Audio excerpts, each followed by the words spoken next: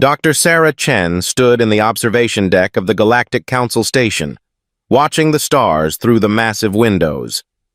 She had been Earth's first ambassador to the Council for 3 years now. The job was harder than she expected. Most aliens treated humans like children who had just learned to walk.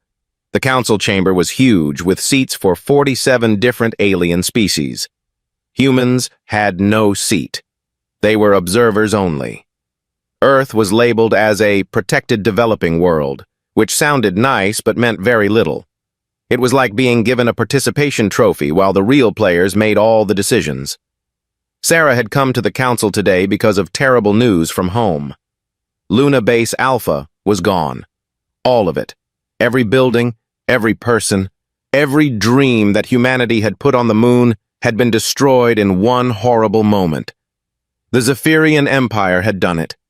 They claimed it was an accident during one of their science missions. Sarah knew better.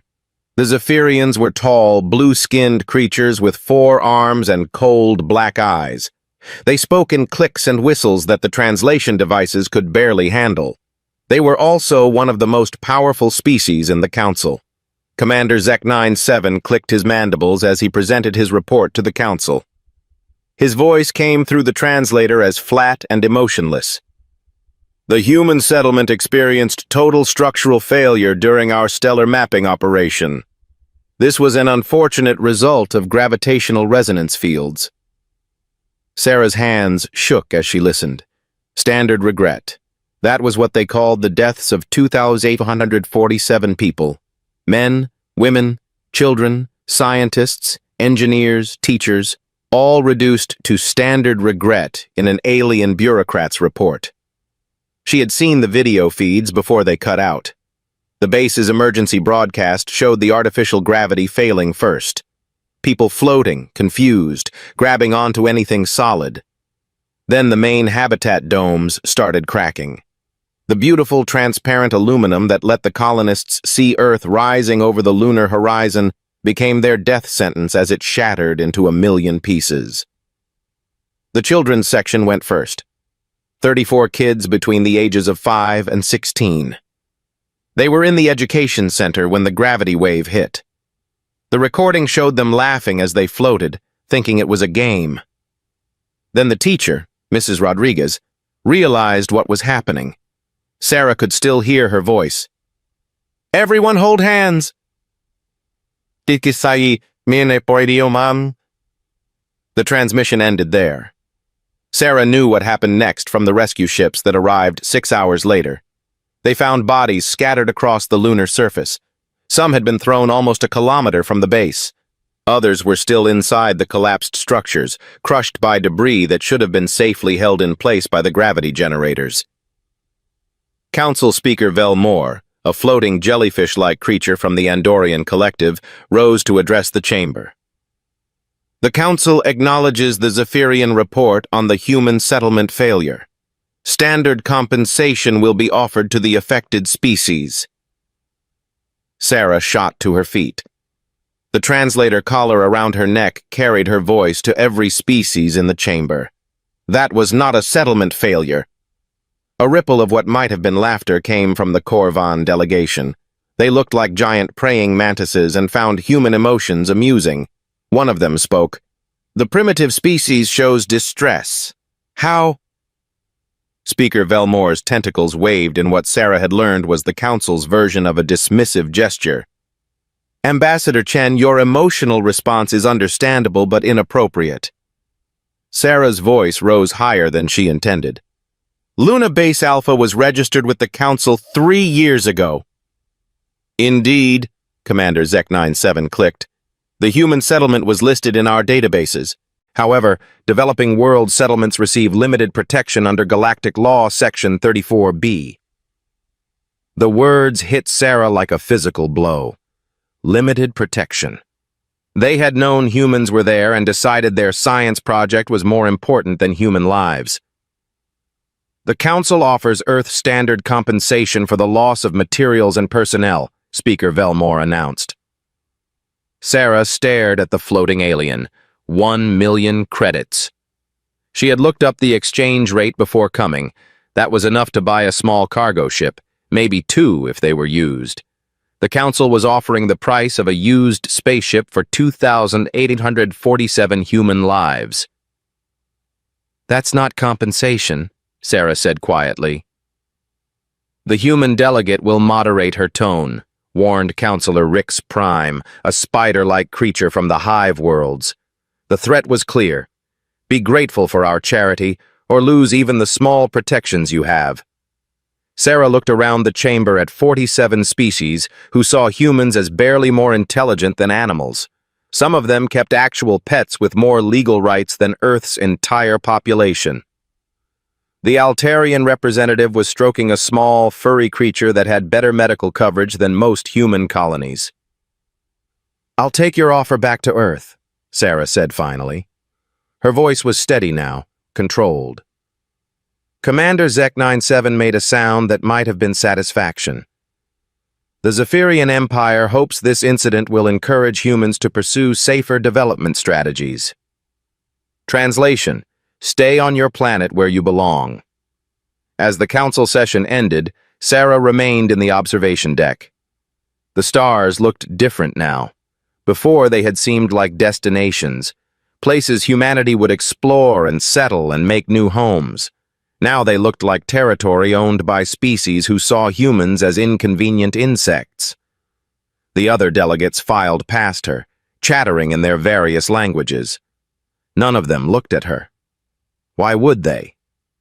Earth was just another protected world, and protected worlds didn't matter unless they caused problems. Sarah touched the communication device on her wrist. In a few hours, she would be on a transport back to Earth. She would have to stand in front of the United Nations and explain that 2,847 lives were worth 1 million credits in the Council's estimation. She would have to tell the families that their children, parents, brothers, and sisters had died for a mapping project. But first, she would send a message home. Not the official report that would go through diplomatic channels, a personal message to her sister who worked for Earth's Defense Council. The accident wasn't an accident, she would tell her. Sarah Chen had always believed that humanity's greatest strength was their ability to learn, to adapt, to find new solutions to old problems. Today, she had learned something important about their place in the galaxy. The Council saw humans as children who needed protection and guidance. They were about to discover how wrong they were. Professor Kex Aldrin adjusted the neural interface connecting his massive brain to the Council's central database. As the chief xenobiologist for the Galactic Council, he was responsible for understanding all member and protected species. His latest assignment was a routine update on the human behavioral profile. The data streams flowed directly into his consciousness. Kex Aldrin was part of the Mentarch Collective, a species that had evolved pure intellectual capability over millions of years. Their bodies were mostly brain tissue suspended in nutrient tanks, but their minds could process information faster than most species' computers. Humans, he noted, had only achieved spaceflight 150 years ago. Before that, they had spent most of their recorded history fighting with primitive weapons. Swords, arrows, crude explosives. Very messy, very inefficient. Modern humans seemed to have moved beyond such barbaric behavior. The most recent data showed encouraging trends. Earth had unified under a single planetary government 75 years ago. Their military forces were primarily focused on disaster relief and peacekeeping operations. Most importantly, they had not engaged in any significant conflicts since achieving space travel. Fascinating, Kex Aldrin transmitted to his research partner, Dr. Yillith 5 Streams. The human species appears to have successfully evolved beyond their aggressive phase.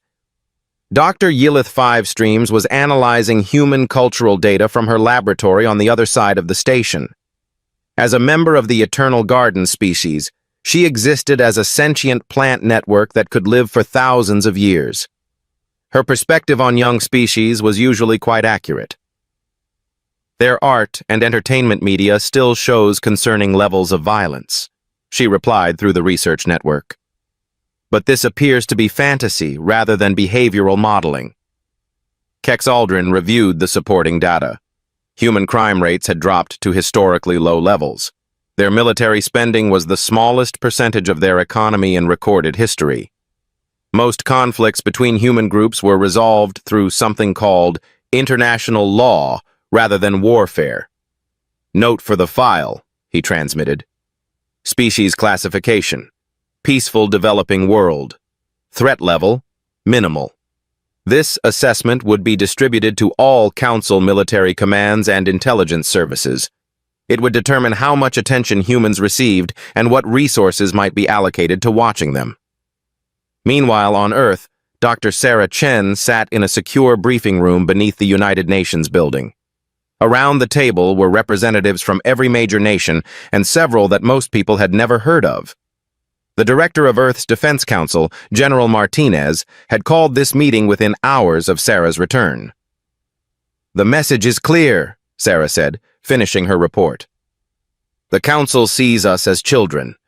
They'll protect us as long as we stay in our place and don't cause trouble." President Liu of the Asian Federation leaned forward. "What are our options? Can we appeal to the Council?" "We tried that," General Martinez replied grimly.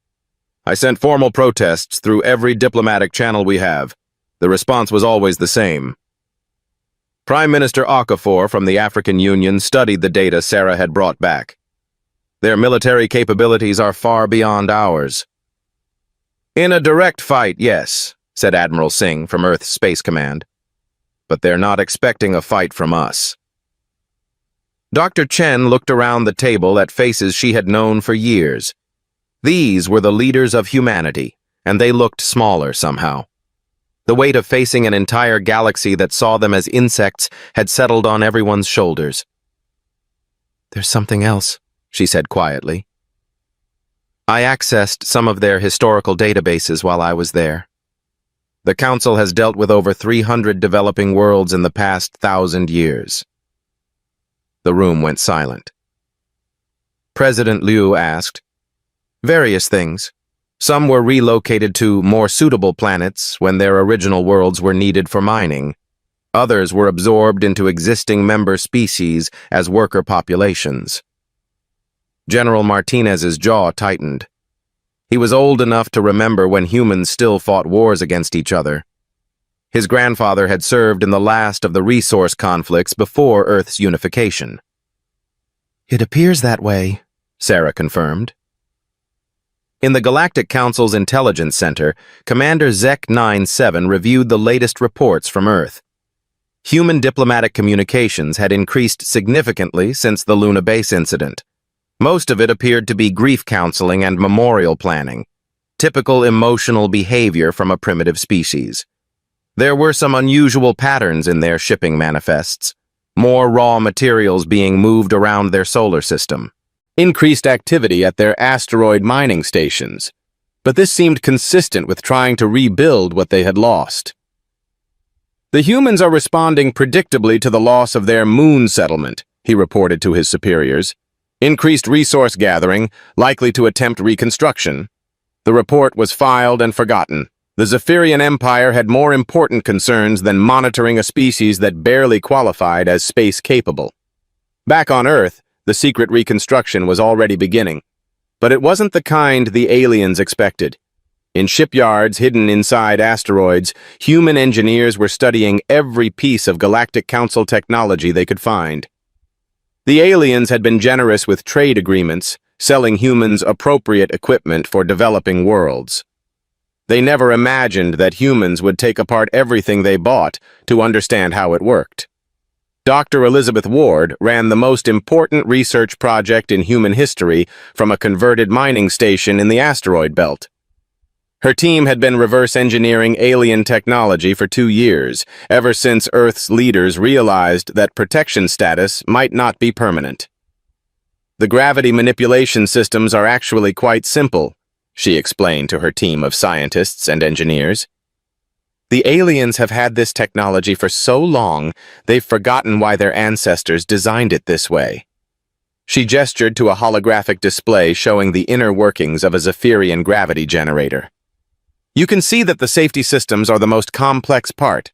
Remove those, and you get something much more powerful. Professor Kim from the Weapons Research Division studied the display. Dangerous enough to tear apart a space station. Dr. Ward's expression was grim. They killed our people with tools designed to be safe and precise. The research continued in secret across the solar system. Human manufacturing, which the aliens dismissed as primitive, was retooled for new purposes. Mining equipment was redesigned. Civilian spacecraft were modified in ways that didn't appear on any official documentation. Most importantly, humans began to remember things they had tried to forget. General Martinez authorized the release of military historical archives that had been sealed since Earth's unification. Combat manuals from every human conflict, strategies and tactics that had been considered too brutal for a peaceful world. Every human military academy began teaching courses that hadn't been offered in decades. Asymmetric warfare, guerrilla tactics, the art of fighting enemies with superior technology, how to turn civilian infrastructure into weapons, how to make enemy advantages into disadvantages. The aliens had studied human civilization but ignored human history. They saw the peaceful, unified Earth of the present and assumed this was what humans had always been. They were about to learn about the humans who had conquered a planet full of predators with nothing but sharp sticks and stubborn determination. The humans who had fought each other for thousands of years and learned every possible way to kill and survive and adapt. The humans who had spent their entire evolutionary history being underestimated by bigger, stronger, more dangerous creatures. And winning anyway. Professor Kex Aldrin updated his files on human behavioral patterns. After the Luna Base incident, he observed, the species had shown remarkable resilience. They were rebuilding their space infrastructure and appeared to be accepting their place in the galactic hierarchy. His report concluded, humans continue to demonstrate the docility expected of developing world species. It was the last report he would ever file about humans. Because 2,847 people had died on Luna Base Alpha, and the galaxy was about to discover that humans had very long memories and very creative ideas about justice. Captain Maria Santos stared at the modified cargo hauler floating in the asteroid shipyard.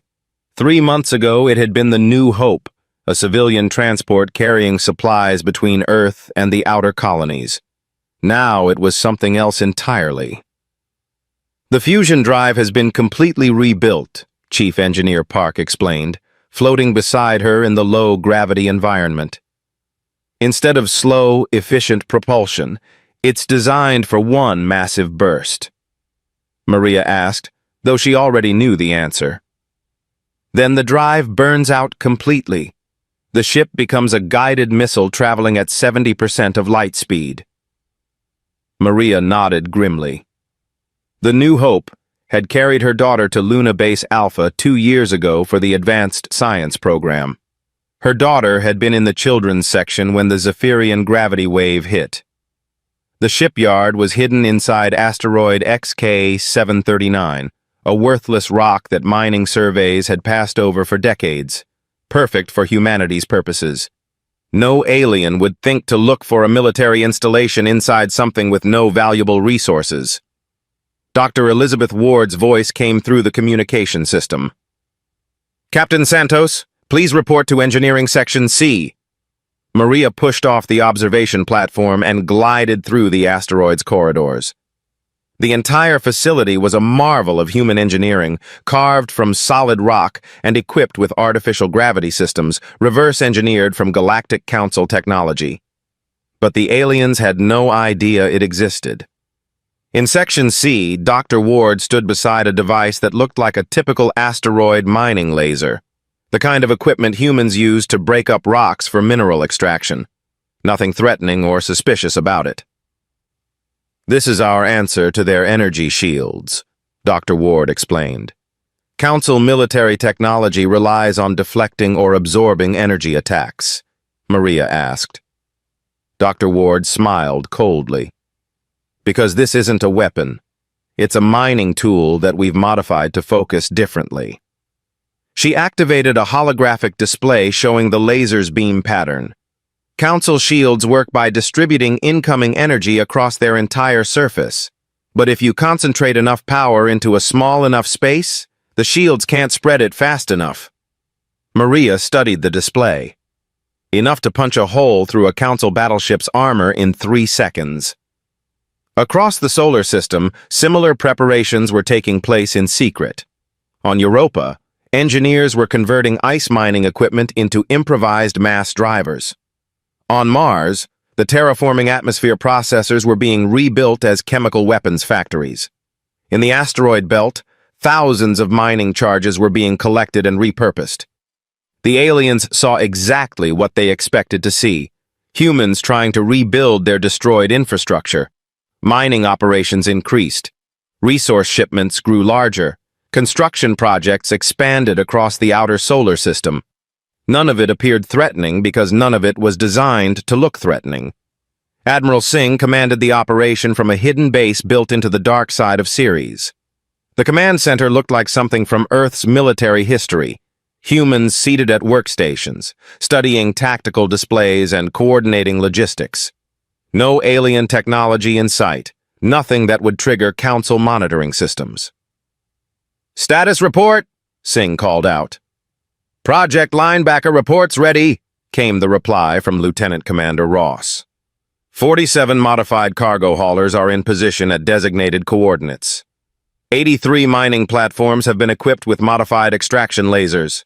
2 million mining charges have been collected and prepared for deployment. Singh studied the master tactical display showing the positions of Council military assets throughout known space. They had no idea they were giving humans a target list. Singh asked quietly. Commander Ross checked her datapad. "We have more applications than positions available. Every family that lost someone at Luna Base Alpha has applied." This was the part that would have shocked the Council most if they had known about it. Humans were volunteering for suicide missions faster than the military could process the applications. Parents who had lost children. Scientists who had lost colleagues. Citizens who had never been to space but understood what the mission meant. The aliens couldn't comprehend a species willing to die for something larger than themselves. Dr. Sarah Chen worked from her office in New Geneva, maintaining her role as Earth's ambassador while secretly coordinating the intelligence operation. Every day she received reports from human citizens who worked for Council member species. Janitors who cleaned alien military bases. Technicians who maintained Council communication systems. Traders who had access to shipping manifests. The Council's arrogance was humanity's greatest advantage. They saw humans as barely intelligent servants, useful for menial labor but incapable of sophisticated thinking. They discussed military secrets in front of human workers the same way they might discuss them in front of furniture. "The Zephyrian Empire is planning another scientific expedition," Sarah reported during an encrypted conference call with Earth's leadership. "This time to Titan." General Martinez asked. 340 researchers. The line went quiet for a moment. Everyone understood what this meant. The aliens were planning to repeat Luna Base Alpha. They would destroy another human settlement and call it an accident. President Liu inquired. 2 weeks from today. "Then we move first," Admiral Singh said from Ceres. "All units are in position." Sarah looked out her office window at the peaceful Earth below. For decades, humanity had worked to build a better world. Wars had ended. Poverty had been eliminated. Disease had been conquered. They had created the most peaceful, prosperous society in human history. Now they were about to abandon all of it for revenge. But the alternative was extinction. The Council would never see humans as equals. They would take what they wanted and destroy what they didn't need, one accident at a time, until nothing remained of humanity but scattered work crews serving alien masters. "I'll send the authorization codes," Sarah said. On the Galactic Council station, Commander Zek 97 reviewed the latest intelligence reports from Earth. Human activity had increased significantly over the past few months, but the pattern was exactly what his behavioral analysts had predicted. The destruction of Luna Base Alpha had encouraged humans to expand their space infrastructure more rapidly. They were building more mining stations, launching more cargo ships, establishing more research outposts. Classic developing world behavior after experiencing a significant loss. The humans appear to be overcompensating for their recent setback, he reported to his superiors. His report noted some unusual patterns. Human cargo ships were taking longer routes between destinations. Mining operations were extracting more material than their manufacturing capacity could process. Construction projects seemed larger than necessary for their stated purposes. But these anomalies were easily explained. Humans were an emotional species, and emotional species made inefficient decisions. They were probably building monuments to their dead or creating redundant safety systems to prevent future accidents. Recommendation: continue standard monitoring protocols. The report was filed and distributed to all relevant council departments. It would be the last intelligence assessment the Galactic Council would ever receive about human activities, because in 72 hours, humanity would stop pretending to be a developing world. They would stop hiding their capabilities behind mining equipment and cargo haulers and research stations. They would stop playing by council rules that treated human lives as acceptable losses in alien convenience. The galaxy was about to discover that humans had spent their entire existence being underestimated by bigger, stronger, more advanced predators, and that humans had always found ways to win those fights anyway. 2,847 people had died at Luna Base Alpha. The Galactic Council had offered 1 million credits in compensation and considered the matter closed. They were about to learn that humanity had a very different definition of closure. The countdown had begun. In less than 3 days, 17 star systems would simultaneously learn that mankind was done asking for respect. They were ready to take it. The attack began at exactly 14:32 Universal Standard Time across 17 star systems. Captain Maria Santos sat in the command chair of the New Hope as it hurtled through space at impossible speed. Around her, the modified cargo hauler screamed with the sound of a fusion drive pushed far beyond its design limits. Warning lights flashed across every surface. The artificial gravity struggled to compensate for the massive acceleration. 30 seconds to target, announced her navigation officer, Lieutenant Torres. His voice was calm, despite the fact that they were all about to die. Through the main view screen, Maria could see the Zephyrian home fleet growing larger by the second. 12 massive battleships arranged in a perfect defensive formation around their primary military station. Each ship was 3 times the size of anything humans had ever built.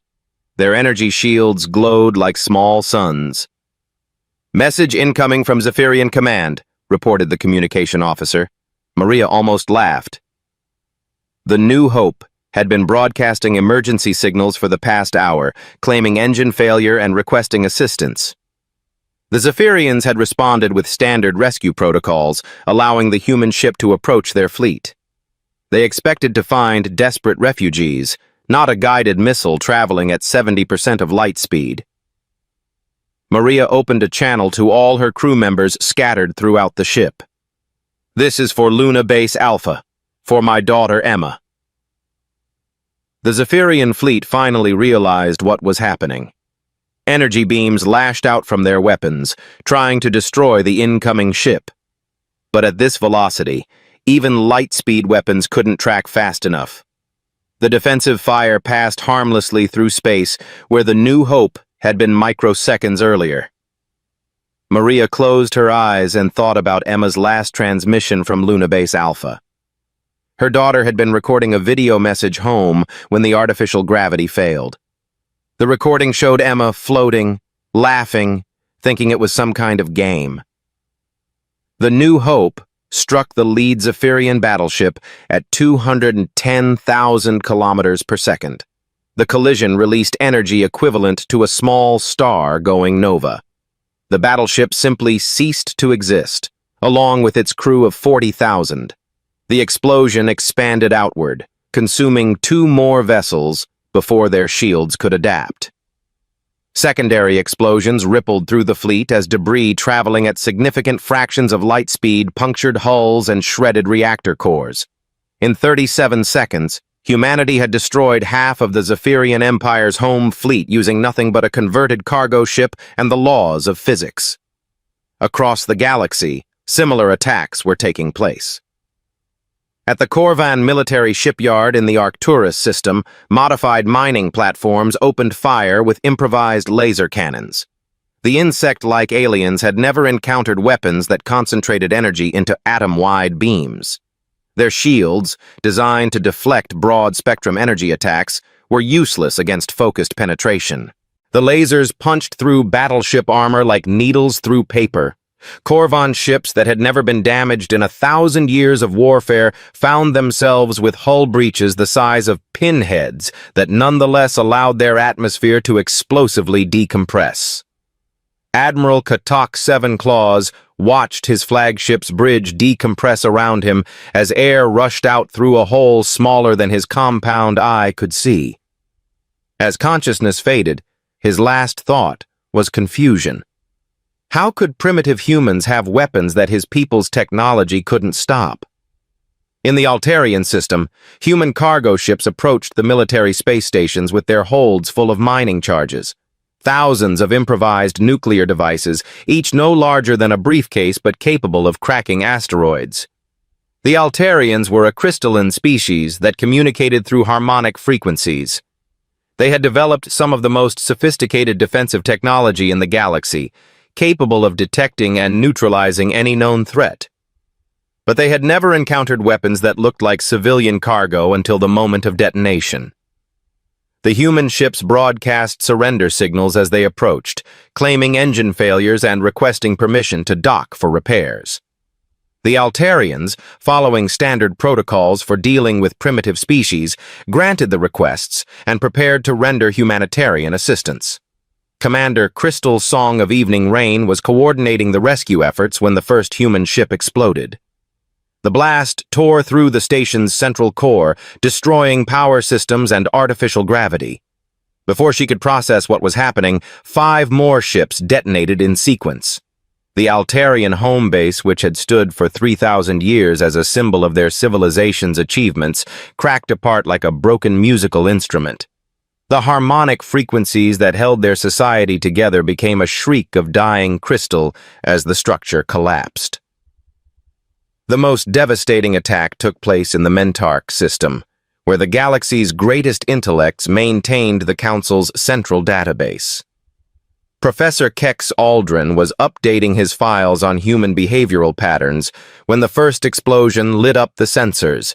His enhanced consciousness processed the data streams faster than biological creatures could think. 17 coordinated attacks. Perfect timing. Overwhelming force applied at the exact points where it would cause maximum damage. Impossible, he transmitted to his colleagues. Then, the second wave of attacks began. Human ships didn't engage in traditional space combat. Instead, they used the galaxy's own infrastructure against itself. Cargo vessels loaded with nuclear charges crashed into communication relays. Mining ships with modified gravity drives tore apart trade route beacons. Research vessels carrying improvised chemical weapons attacked Council administrative stations. Most shocking of all, the humans were deliberately sacrificing themselves. Ship after ship crashed into alien targets, their crews dying to ensure maximum destruction. This was behavior so alien to Council member species that their military computers couldn't develop countermeasures. Professor Kex Aldrin's consciousness expanded as he tried to process the tactical data.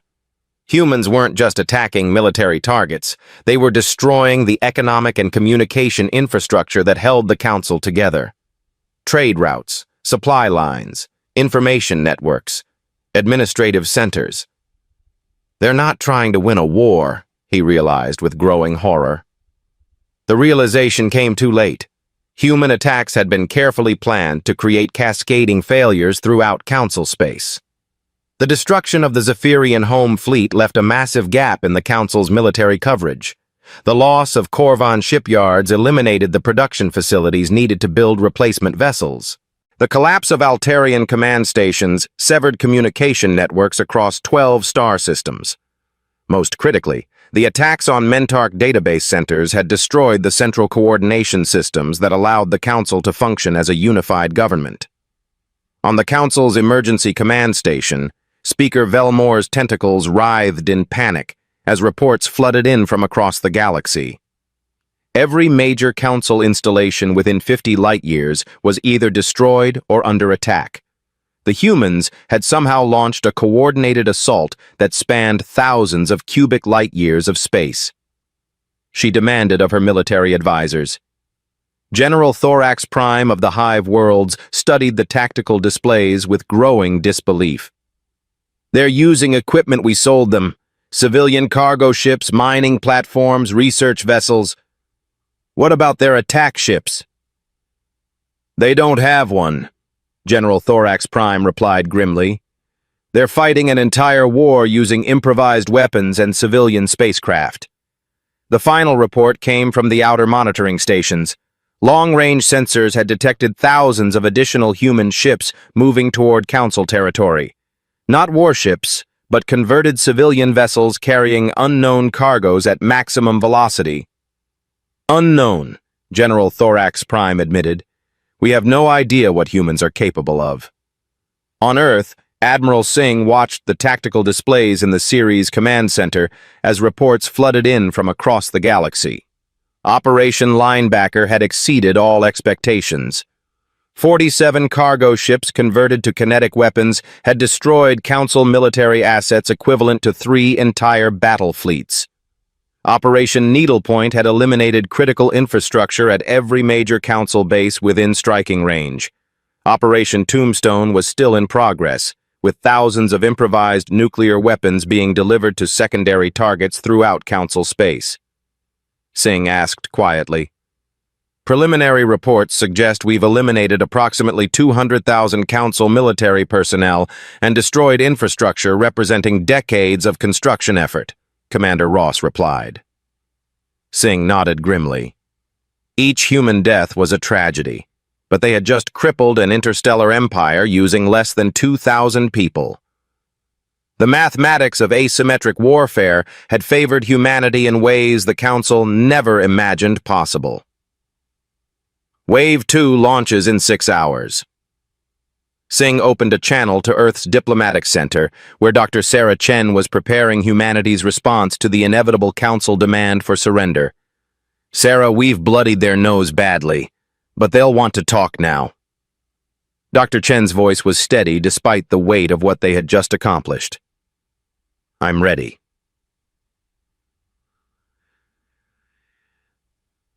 The hour of reckoning was complete. In less than 60 minutes, humanity had transformed from a protected, developing world into the greatest military threat the Galactic Council had ever faced, and they had done it using nothing but civilian equipment, improvised weapons, and the one thing no Council species possessed, a willingness to die for something larger than themselves. The galaxy would never be the same. The emergency session of the Galactic Council convened 18 hours after the attacks began. For the first time in the Council's 1,000-year history, the Great Chamber was half empty. 12 member species had lost so much of their leadership and infrastructure that they couldn't send representatives. 3 more were dealing with massive civilian evacuations as secondary explosions continued to ripple through their territories. Speaker Velmore floated at the center of the chamber, her tentacles trembling with barely controlled emotion. Around her, the surviving delegates huddled in their assigned sections, speaking in hushed tones about the impossible thing that had happened. Humans had attacked the Galactic Council. Not just attacked, they had nearly destroyed it in a single coordinated strike. "The emergency session will come to order," Velmore announced, her translated voice carrying to every corner of the vast chamber. General Thorax Prime of the Hive Worlds stood to deliver the military assessment. His insectoid form moved stiffly, betraying the stress that his species rarely displayed in public. Preliminary damage reports are still coming in, he began. Current estimates show the destruction of 37 major military installations, 41 administrative centers, and 12 primary shipyards across 17 star systems. Military casualties exceed 400,000. A ripple of shock moved through the chamber. Many delegates were hearing the full scope of the disaster for the first time. Demanded Counselor Rix Prime from the Hive Worlds. Our intelligence reports classified humans as technologically primitive. The humans used no advanced technology, General Thorax Prime replied grimly. Every attack was carried out using civilian equipment that we sold them ourselves. Cargo ships, mining platforms, research vessels. Commander Zek-97 of the Zephyrian Empire rose from his delegation's seating area. Half of his home fleet had been destroyed in the first wave of attacks, along with the military academy where he had trained centuries ago. The humans violated every principle of civilized warfare, he clicked angrily. They deliberately targeted civilian infrastructure. They used suicide attacks. Every eye in the chamber turned toward the main doorway. Dr. Sarah Chen walked slowly down the central aisle, her footsteps echoing in the sudden silence. She wore the simple dark suit of Earth's diplomatic corps, but something had changed in her bearing. The deferent, careful manner of a protected world's representative was gone. Behind her walked 12 other humans, each carrying themselves with the same quiet confidence. Admiral Singh, General Martinez, President Liu, Prime Minister Okafor. The leadership of humanity had come to address the Galactic Council not as supplicants, but as equals. Ambassador Chen, Speaker Velmore's voice carried a warning tone. You were not invited to this session. Sarah stopped in the center of the chamber and looked up at the floating alien. Terrorism? You attacked civilian targets without warning or declaration of war, Commander Zek-97 accused. Sarah asked calmly. She gestured to Admiral Singh, who stepped forward with a datapad. Let me read you some excerpts from Galactic law, Singh said, his voice carrying clearly through the chamber's acoustics. Section 15C states that scientific research by advanced civilizations takes precedence over primitive outposts in unclaimed space. Section 23A defines developing world settlements as having limited protection under Council authority. Singh looked up from the datapad. The Luna base incident was a regrettable accident, Speaker Velmore protested. Sarah moved to activate the chamber's central holographic display. Because we have the technical specifications for Zephyrian gravity manipulation technology, we know exactly how their equipment works. The hologram showed a detailed analysis of the gravity wave that had torn apart humanity's first off-world colony. Mathematical models, technical diagrams, proof that the Zephyrian scientific expedition had been deliberately targeting the human settlement. You murdered 2,847 people, Sarah continued, her voice growing harder. Commander Zek-97's mandibles clicked rapidly. Even if that were true, your response was completely disproportionate. President Liu stepped forward, his voice filled with cold anger. You destroyed our children's school. You killed families in their sleep. You turned our first steps into space into a graveyard. You expected us to stay in our place, added General Martinez. Yeah. Prime Minister Okafor activated another holographic display. We've analyzed Council records going back 500 years. 43 developing worlds have been granted protection status in that time. Only 2 still exist as independent species. The chamber erupted in angry voices as delegates tried to respond. Speaker Velmore called for order, but the discipline that had held the council together for centuries was cracking. Admiral Singh's military voice cut through the chaos. You want to know why our response was so devastating? Because we're not fighting for territory or resources or political advantage. The chamber fell quiet again. Sarah stepped back into the center of the space, directly beneath the floating speaker. The Luna Base incident taught us something important about our place in your galaxy. You see us as insects. She gestured to the empty seats around the chamber. Today, we taught you something important about humanity. We don't fight like civilized species. We don't follow your rules. Commander Zek 97 leaned forward in his seat. We're explaining our position, Sarah replied calmly. You have two choices. You can grant Earth full membership in the Galactic Council with all the rights and protections that entails.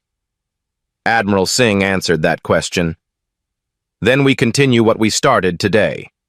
We have 12,000 more ships prepared for conversion to kinetic weapons. We have enough nuclear charges to crack planets. The silence stretched for long moments. Speaker Velmore's tentacles moved in patterns that betrayed deep thought. The mathematics were simple enough. Humanity had crippled the Council's military capacity in a single day using improvised weapons and suicide tactics. A full war would devastate galactic civilization. Sarah smiled, but there was no warmth in it. The same way we trust a species that murders children for scientific convenience. President Liu stepped forward. The choice is yours. You can have humans as allies, contributing to galactic civilization and following Council law. We prefer the first option, Sarah added. General Thorax Prime had been analyzing tactical data throughout the conversation. Now he spoke up with the cold logic that made his species excellent military strategists. The humans have demonstrated capabilities that our intelligence services completely failed to detect.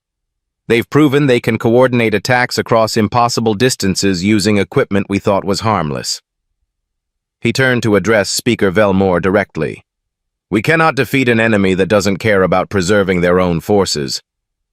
Counselor Rix Prime from the Hive Worlds made a sound that might have been bitter laughter. Not blackmailed, Sarah corrected. Educated. Today you learned that some species can't be conquered. The vote took place 6 hours later. 31 member species voted to grant Earth full Council membership. 7 abstained. Only 3 voted against the proposal, and 2 of them changed their votes when Admiral Singh politely mentioned that Wave 3 was still prepared to launch if necessary. Dr. Sarah Chen took her seat in the Council chamber for the first time as Earth's official representative. The chair was designed for humans. It had been fabricated during the long debate, a sign of how quickly the Council could move when properly motivated. Through the chamber's observation windows, the wreckage of several Council installations was still visible, debris fields glowing faintly in the light of distant stars. A reminder of what happened when humanity's children were threatened. Speaker Velmore called the session to order. The Council recognizes the representative from Earth. Sarah stood slowly, looking around at 46 alien species who now saw humans as equals rather than primitives. The transformation had cost nearly 2,000 human lives and done incalculable damage to galactic civilization. But Luna Base Alpha had been avenged. Thank you, she said simply. Outside the chamber windows, the stars looked different than they had a few days earlier. They no longer seemed like territory owned by alien species who saw humans as insects. Now they looked like the frontier of a galaxy that had learned to respect the apes who had climbed down from the trees with fire in their hands and vengeance in their hearts. The age of human protection was over. The age of human participation had begun. And the galaxy would never underestimate Earth's children again.